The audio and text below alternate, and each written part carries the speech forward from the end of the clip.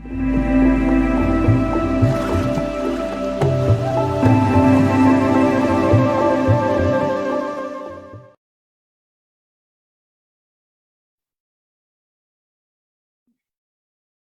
you for this wonderful welcome and the background information that I got from Dean Saxena ji and Dr. Reena and also Dr. Jigar about the inspiration behind organizing this webinar and about the historical significance of the particular building where the Faculty of Arts is located.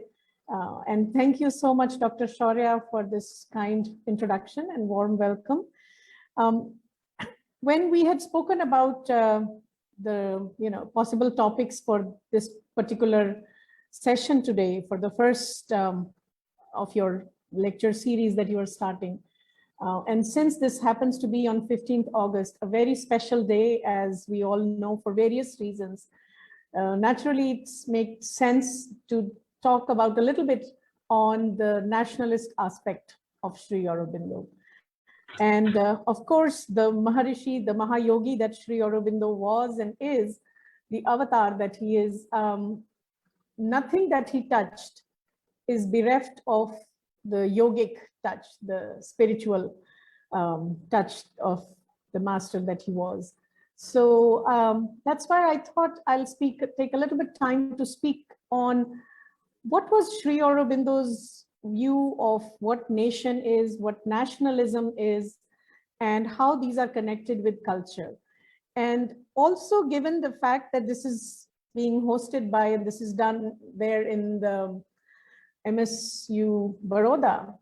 Baroda was the place, as has already been touched upon, where in some sense Sri Aurobindo got in touch with or made a very conscious, deliberate effort to connect with what he saw as the soul of India.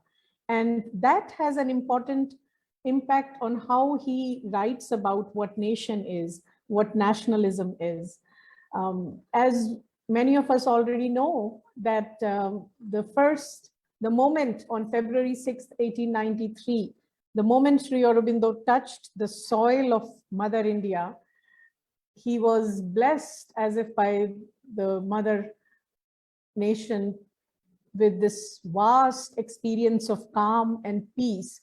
So already that touch had happened, and he had already been, while in England, he had already been sort of getting in touch with or learning about the struggle of the Indians under the British colonial rule at that time.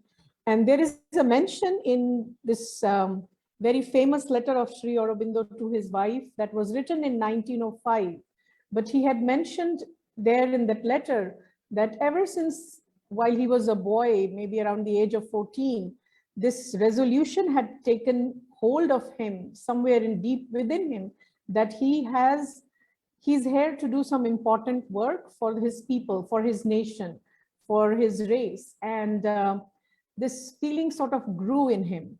So when he comes to India and he comes to sort of like, the beginning of his work, his Karm Bhumi, Baroda, that becomes his Karm Bhumi to begin with in India, he makes a very deliberate and a very conscious choice and effort to connect, to get in touch, to identify with the soul of Indian culture. Now, I'll come to that in a little bit as we talk more about how Sri Aurobindo defines culture. But let me begin with how that influenced his view of nation and how Sri Aurobindo describes or defines what nation is. And this view goes back to the eternal, the timeless Indian spiritual view of existence itself. So if it's all right, maybe I'll just share a few slides here. Let me see.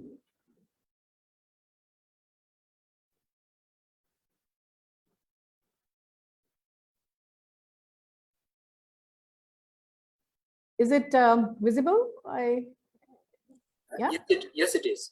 Okay, great. So yeah, the picture, of course, that same picture that Dr. Shaurya, you had put in that poster. It's a wonderful picture of Sri Aurobindo with his students. And I kind of, want to identify there sitting at his feet, learning about, whatever he has to tell me as a teacher about what nation is, what nationalisms.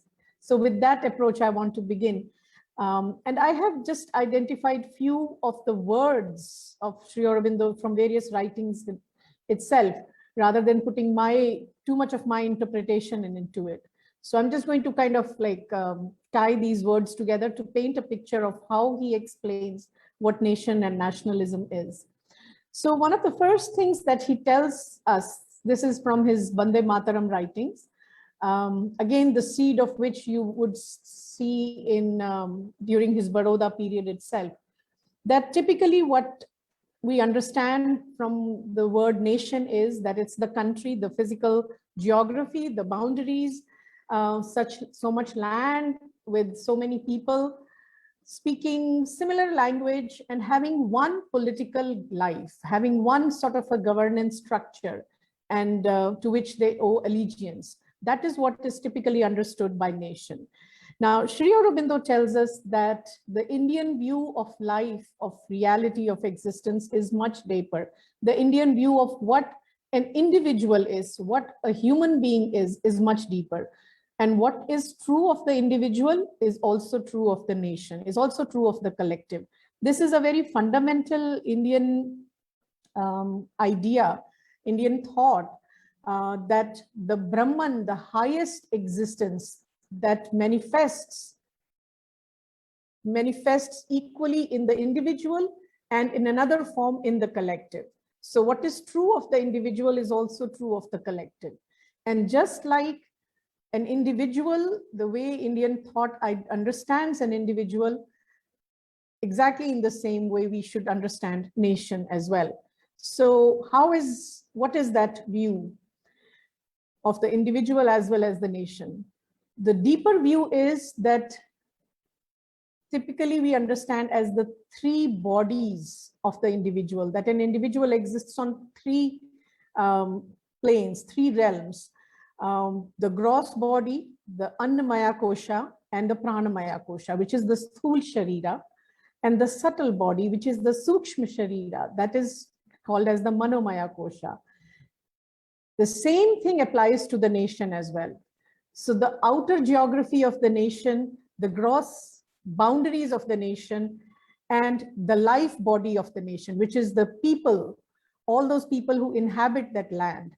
They are the Annamaya Kosha and the Pranamaya Kosha, the life body and the physical body, the gross Anna body, the matter body, the material body of the nation. And the subtle body, the Sukshma Sharir of the nation is the Manomaya Kosha, which is all the great ideals, the great thoughts, the great philosophies, art, culture, sciences, all the knowledge systems, the feelings that go behind that animate the life body of the people. All that is the Sukshma Sharira of the nation. But even behind these two is what is known as the Karan Sharir, or the causal body of the individual, or the causal body of the nation in this case, which is what gives the distinct character to a collective. That causal body, or the Karan Sharir, is that peculiar temperament that has been developed over a long period of time as a result of the experience, as a result of the life experience of that people, of that collective. And that is what gives a unique turn, a unique stamp to the nation. So if we have to understand what Indian nation is, we have to look at that distinct, peculiar temperament of our nation. And this is where the connection between the nation and culture becomes very important. That peculiar temperament is nothing but what is the cultural approach, the cultural way of the people. So these three, the physical body, the Annamaya, the Pranamaya, the Manomaya, and the Karan Sharir, the what we can also call is as the Vijnanmaya or Anandamaya Kosha. Behind these three bodies is something that makes the nation immortal, which is the true source of its existence, which is an unchanging source. And that is that Narayan that Sri Aurobindo speaks of, which manifests in all nations, in all collectives. And of that universal Narayan, of that universal existence, we are all children. So there is a distinction, there is a distinct character, peculiar temperament of the nation, but behind all that is something that is unchanging, immortal, eternal, of which other nations are different yet equal manifestations. So this has a clue to how Indian view of nationalism will never become sort of an aggressive jingoistic nationalism, because there is this deeper truth behind it, that yes, nation is distinct, but nation is true, has a truth behind it. And yet the other bigger truth is that other nations have another truth behind it as well. And that's why, you know, the typical fear that many people have with this idea of nationalism is it comes from sort of the carryover, the hangover that we have from our colonial or colonized way of thinking about nation and nationalism. But in the Indian view, that's not there, at least the way Sri Aurobindo explains it. So this is something important to understand, especially in our times with these younger generations where they're questioning the idea of nation, nationhood, nationalism itself. Yes, we are living in the times of internationalism or globalism or world unity. And Sri Aurobindo has, in his famous 5 dreams for the humanity, he has spoken about, that's the 3rd dream that he speaks about, that this is the age of world unity. But India has an important role to play in that. For that, India has to first identify that peculiar temperament which makes Indian nationalism peculiar, and that's the truth that it has to share with the other nations as well, other, the humanity as well, so that the idea of nation itself can be looked at it from a deeper, in a deeper sense. So going back to that peculiar temperament that he was speaking of, so that distinct temperament is what gives that separate character, that separate culture and civilization, that national temperament. And I put these words here, these are again from his Bande Mataram writings. I believe this is an essay on national education, actually, where he describes this, the view of this nation, where he speaks, and I want to emphasize certain words in this particular passage, that this national temperament, he says, it has become too deeply rooted to be altered.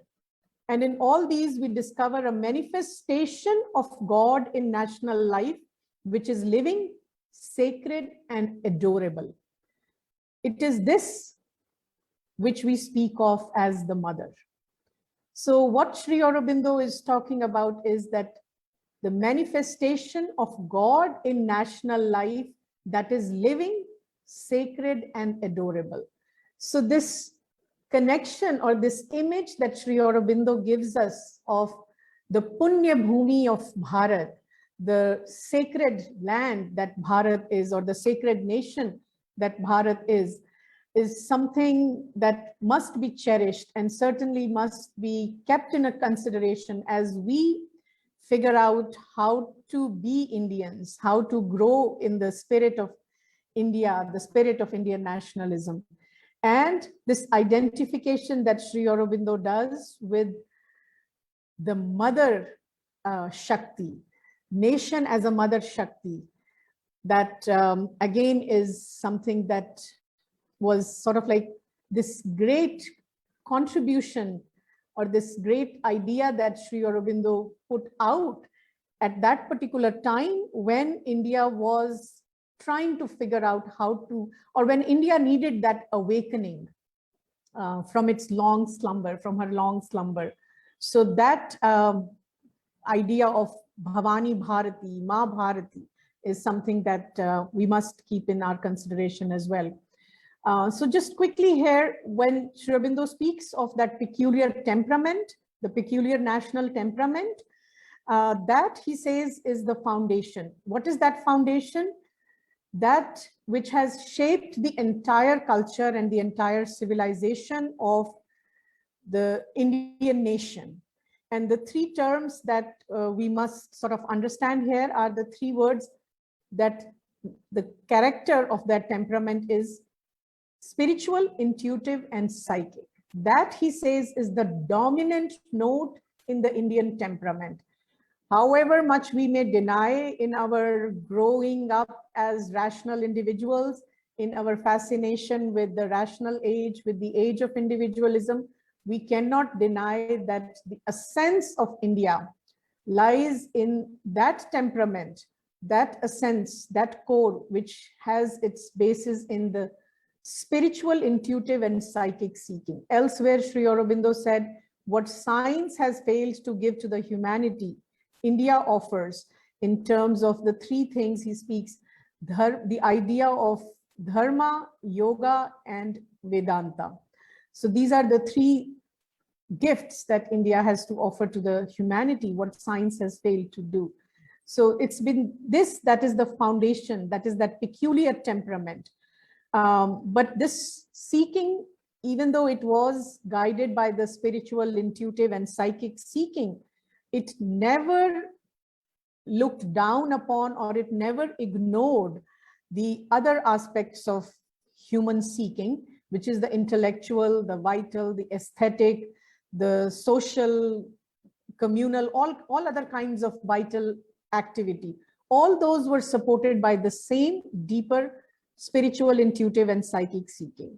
So this was what Sri Aurobindo, in a sense, was also discovering when he was there in his Baroda years.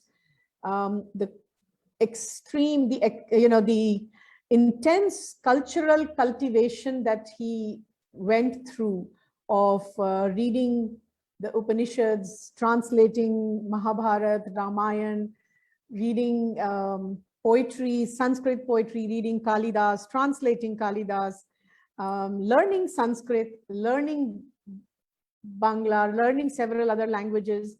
That was the way, his way of forming his sense of what Indian nation is, what the truth of Indian nation is, which comes from this cultural temperament. So that connection is very important when we understand his work in Baroda period. Now, what is also interesting is in the Indian understanding of nation is that as important as nation is, as deep the psychological truth that a nation is, Indian thought never accepts that nation is the highest synthesis, the highest integration to which human psyche or human mind can arrive. Nation is above or beyond the synthesis of family, clan, tribe, community, but nation is not the highest.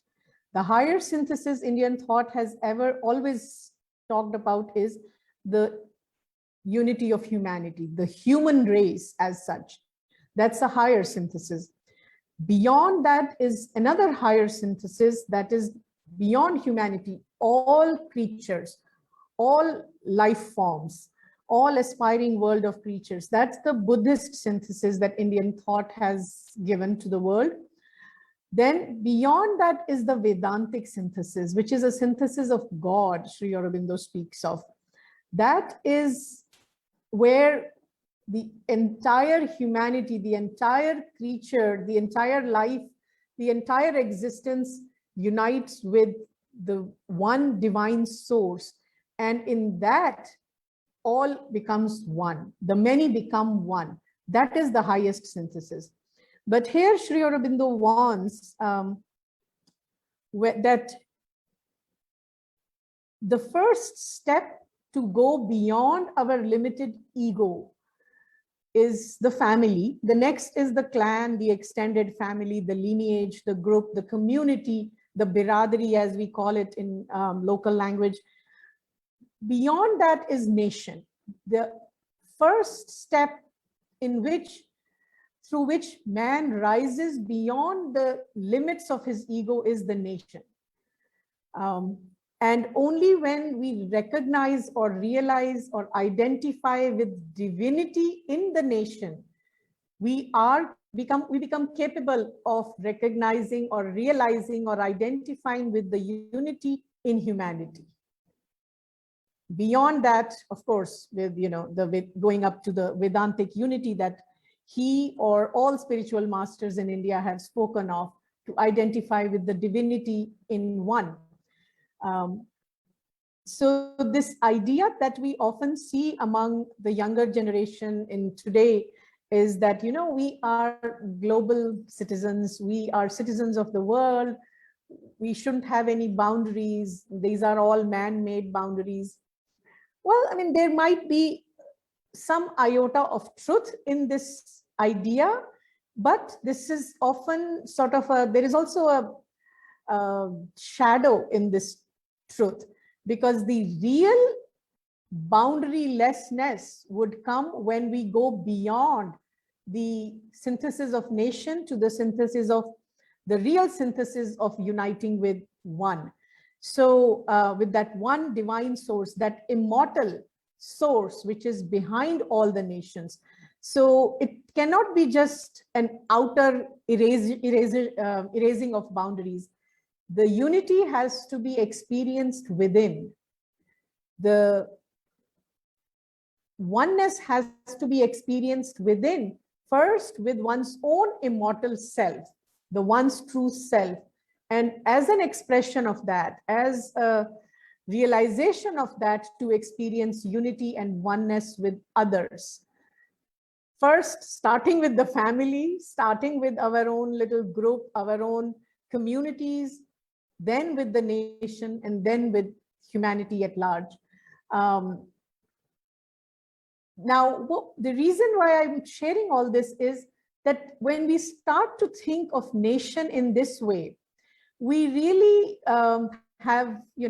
we really walk miles away from how typically the idea of nation has been so fused with the political, the state aspect of nationhood, that there is a particular governance structure, a particular system of government that we have chosen, and whatever needs to be done to protect all that. So the idea of nationhood goes way, way, way deeper than that outer political idea of state. So this is something to keep in mind as we understand nation and nationalism from an Indian or from a Sri Aurobindonian perspective. As I mentioned just earlier, just to kind of a quick reminder that Sri Aurobindo also gives us this image of Bharat Shakti, the mother, the divine mother that Bharat Shakti is. And there is this beautiful passage. I'm not going to read the whole thing, but he compares the Bhavani Bharati, the Mother India, with, he kind of talks about that Bhavani Bharati as an expression of that, or as a form of the divine mother, the divine Shakti. And just as the Mahishasur Mardini, Bhavani Mahishasur Mardini was, emerged, manifested as, was like a synthesis of the unity of the Shakti of all the Devatas who had lent her that Shakti. India's mother, the Mother India, the Bhavani Bharati, is also an assembly, a unity of the Shakti of all the millions and millions of her children who inhabit this land. So this mantra that was given by Rishi Bankim Chandra Chatterjee, I use the word Rishi because Sri Aurobindo called him as a Rishi. This mantra was given earlier in Anand Math, as we know, but it was sort of like, as if it was waiting in some idea field in the nation's psyche, and then comes Sri Aurobindo, and he invokes, or he puts the spiritual force, the spiritual energy in that phrase, and it becomes the mantra of Indian nationalist movement, Indian Renaissance as well.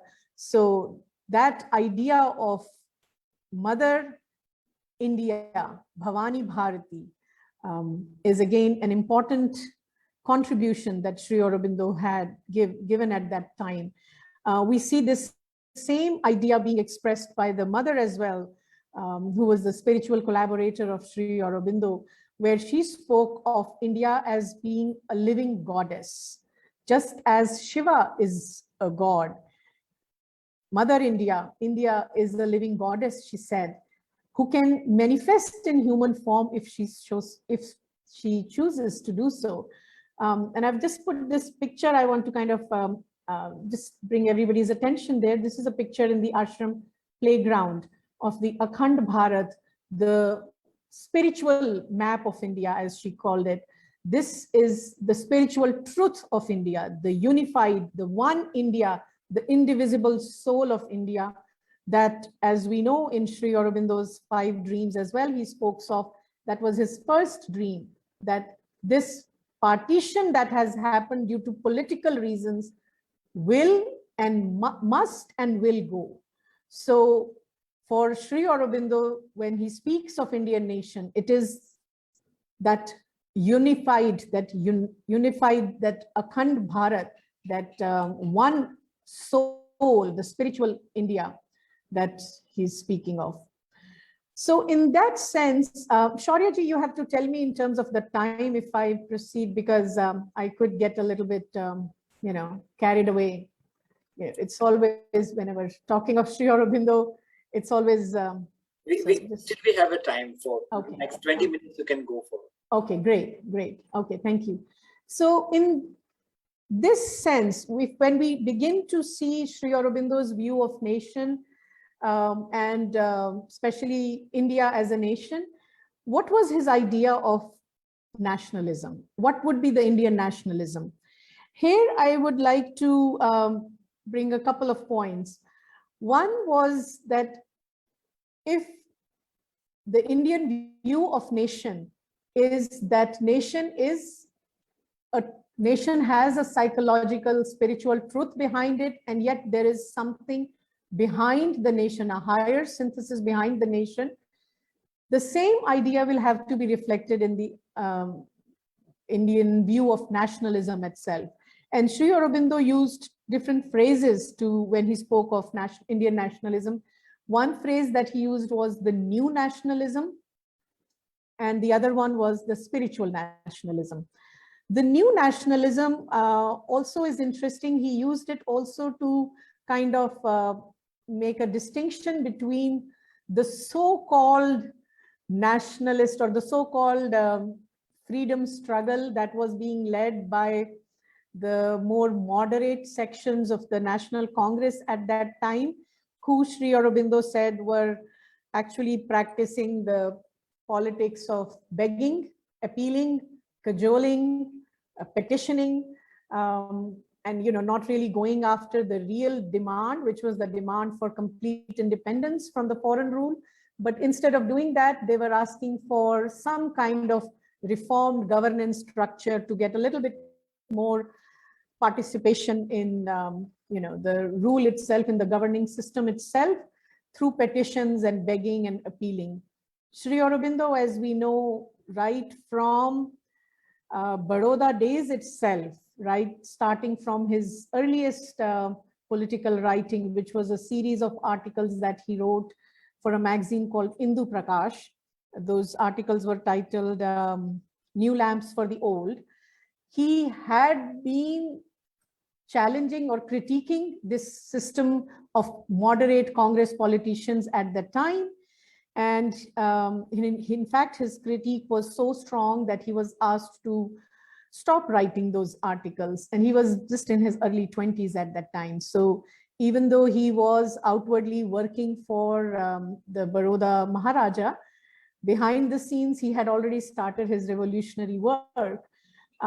So when he writes his more, openly political writings in Bande Mataram, starting from 1906 onwards, when it was started by Bipin Chandra Pal, he outlines what the new nationalism would mean. And there he brings this idea of the Aryan spirit, the eternal Aryan spirit, which formed this culture, which formed this civilization, which formed this nation, and to bring back that spirit and action of that ancient Indian character, that Aryan spirit, the strong, great, and lofty spirit of old Aryavrata. That, he said, would be the objective of new nationalism. So there is another essay of Sri Aurobindo, which again describes, this idea of Aryavrat, using this idea of the Japanese samurai, the Kshatriya, the true Kshatriya spirit. And there he uses a comparison between bourgeois and samurai.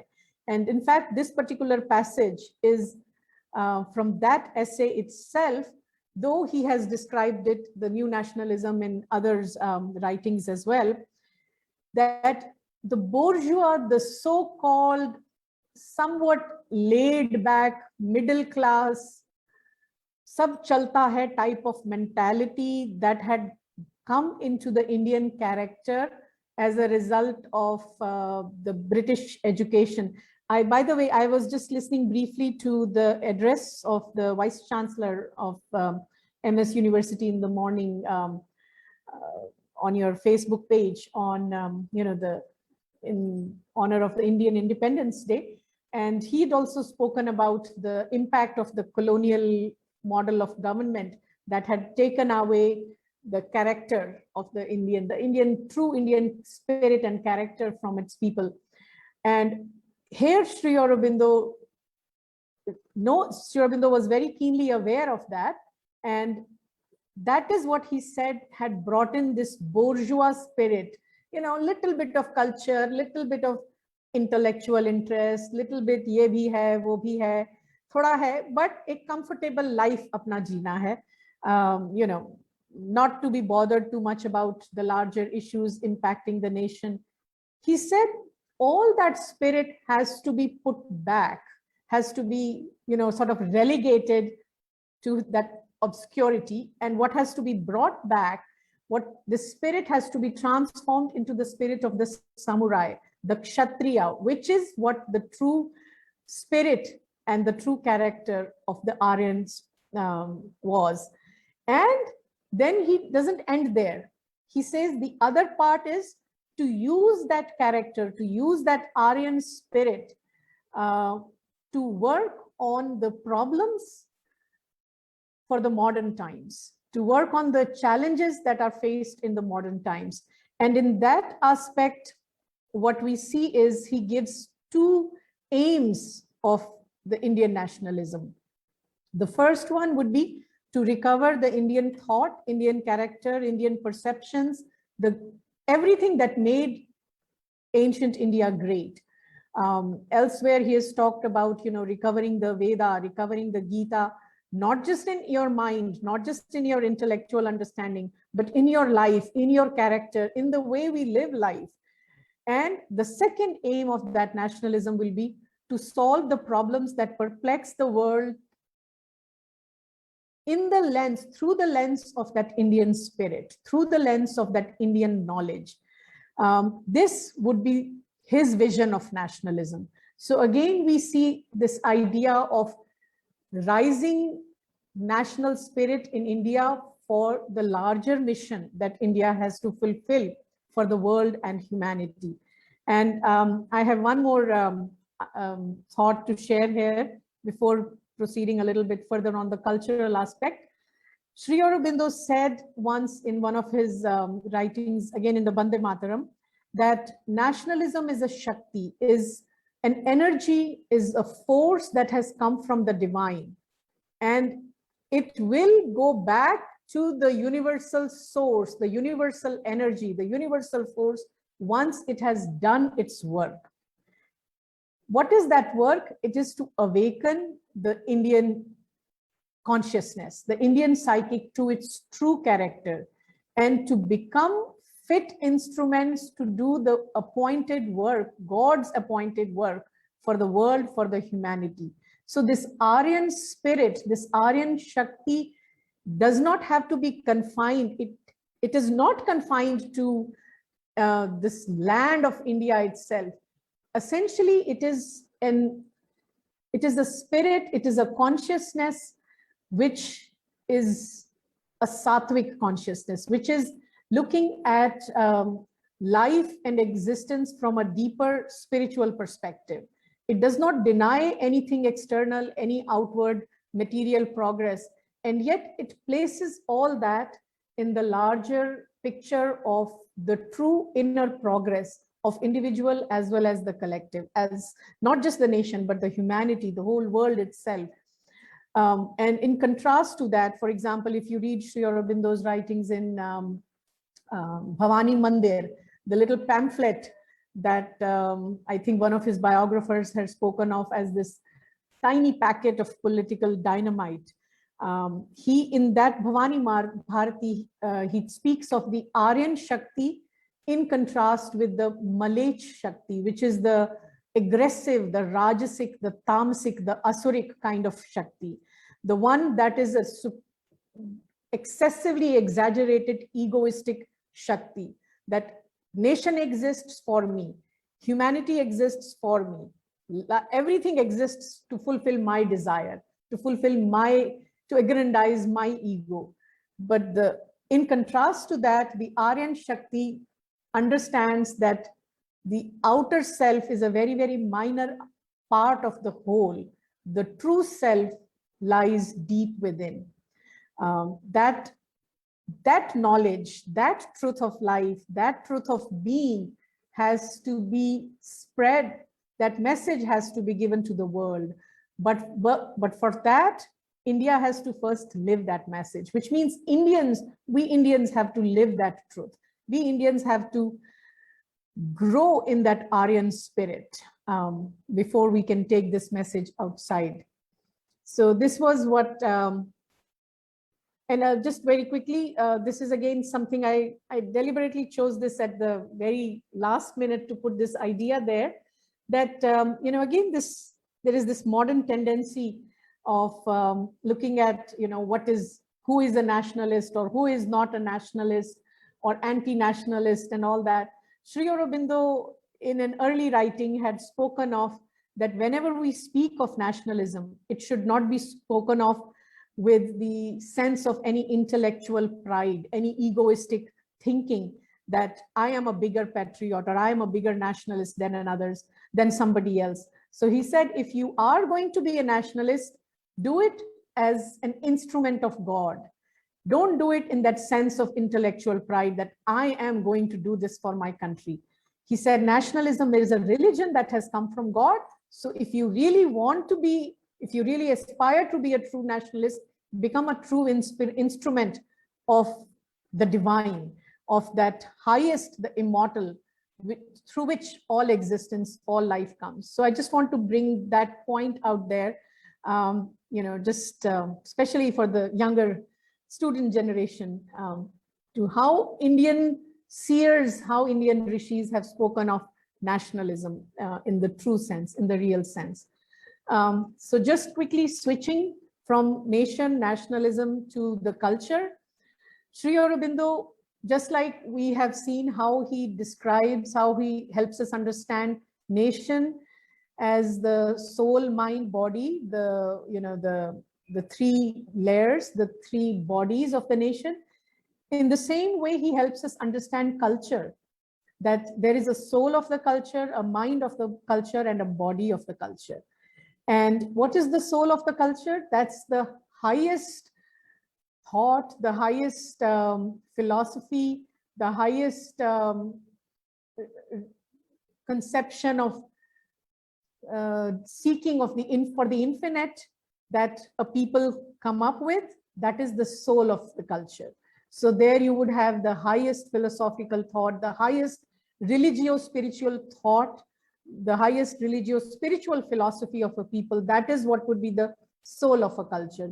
So the Vedic Vedantic foundation, that would be the soul of Indian culture. The mind of the culture is all the intellectual seeking, the aesthetic seeking, the scientific seeking that a people have, the body of knowledge that they come up with. That forms the mind of the culture. And the body is the outer socio-economic, political organization that we come up with. That makes the body of the culture. The Indian uniqueness or the distinction of Indian civilizational progression has been that it has been the soul of the people's culture that has led the march of the civilization. And the mind and body have tried to sort of, color themselves, or, जैसे कहते हैं ना हिंदी में, उनके रंग, उसके रंग में रंगने वाला. So all art, all philosophy, all darshan, or all sciences have come up from that soul aspect of the culture. Similarly, the outer socio-economic organization, our Varna Vyavastha, our Ashram Vyavastha, our political thought, all that came from that foundational Vedic Vedantic thought, the soul aspect of the culture. So again, this is where, that's why I said the Baroda period becomes very interesting when we are trying to learn about Sri Aurobindo, that it is there that he consciously, he spent time cultivating in himself, identifying identifying with the culture of India, the soul aspect of the culture, the mind aspect of the culture. And that formed his view of the Indian nation as well. So what are some of the distinctive aspects of Indian culture? We can have a very long session on that as well. So in the interest of time, I'll just quickly mention one or two things. One, of course, is the famous sentence of Sri Aurobindo, spirituality as the master key of Indian mind. What we need to, if we had time, what we should deliberate or reflect upon is the term spirituality itself. Again, we live in times where the word spirituality has been, used in so many different ways. Anything that is somewhat paranormal, parapsychological, occult, or anything that is sort of outside of the rational realm, we club it with that, oh, this is so spiritual. Sri Aurobindo defines spirituality in a very, very clear sense, but I'm not going to go into that. But the Adhyatma, what is that inner true seeking? That is the basis, the key distinction of Indian culture. And second, next to the seeking of that spirit, next to the seeking of the truth behind, the hidden truth behind, is the concept of dharma. That is what holds the Indian life together. This is not true only of the individual life, but also of the collective life. So dharma is the basis on which the Indian society, Indian culture sort of organized itself, which is why Sri Aurobindo had spoken of in that Uttarpara speech of the connection between India and Sanatan Dharma. And I will share a little bit from that speech as well, just to close my speech. But I want to just share one quick definition of the Indian culture that Sri Aurobindo gave, which is that he said this Indian religio-spiritual culture is so wide, so universal. It sort of confined itself to no dogma, no set or narrow path, no specific approach to that seeking of that spirit, the seeking of the truth behind the apparent truth, behind the superficial truth. So this was so immense, so many-sided. had room for all kind of self-finding and self-development. We could develop ourselves through aesthetic pursuit. We could develop ourselves through scientific pursuit, through religious pursuit, through, pursuit of material knowledge, whichever, through pursuit of philosophical knowledge, through pursuit of literary work. All that becomes, when seen in this light of an approach to finding one's true self, that is the true spirit of dharma, the eternal dharma, the Sanatan dharma, the eternal religion that India gives to the world. In the interest of time, I'm not going into the distinction between the English word religion and dharma, and also to kind of make a reference here that when Sri Aurobindo writes of religion, he is writing primarily in the dharmic spirit, in the meaning of dharma, not as the more Semitic meaning of the word religion, where it becomes only one dogmatic, one specific approach to divine. That is not what the Indian view of dharma is. And this Sanatan dharma, as Sri Aurobindo said, it is what for which India is rising. So the nationalism of India has to be seen in that spirit of that dharma, the Sanatan dharma that India has to offer to the world as a way for proceeding to the next level of evolution, which is from humanity to the superhumanity. Referring back again to the 5 speeches of Sri Aurobindo, his message from 15th August 1947, the final dream that he speaks of is to go from humanity to the superhumanity, to the divinehood, the divinity within man. That's why we also read in Life Divine, he's talking of man as a transitional being. So in his Uttarpara speech, which he gives soon after acquittal from Alipur jail in 1909, 30th May 1909, he talked about the rise of India for the rise of Dharma. And I'll just read and close with that. He said, when it is said that India shall rise, it is the Sanatan Dharma that shall rise. When it is said that India shall be great, it is the Sanatan Dharma that shall be great. When it is said that India shall expand and extend herself, it is the Sanatan Dharma that shall expand and extend itself over the world. It is for the Dharma and by the Dharma that India exists. So this would be the Indian view of nationalism from Sri Aurobindonian perspective, that India expanding and extending herself not in the aggressive cultural invasion sort of way, but giving the gift of dharma to the humanity, to the world. That would be the Indian view of nation, Indian nationalism, and the role that India as a nation has to play for the humanity. But for that, we first have to rise to become worthy of taking the message of dharma to the world. So with that, I will close here. And I know I could go on, but I'm just stopping here and see if there are any questions or comments. Let me just pause this sharing here. Oh, stop. Okay. So I hope I've been able to just throw some light on this idea of nationalism and culture in the light of Sri Aurobindo. Certainly, certainly.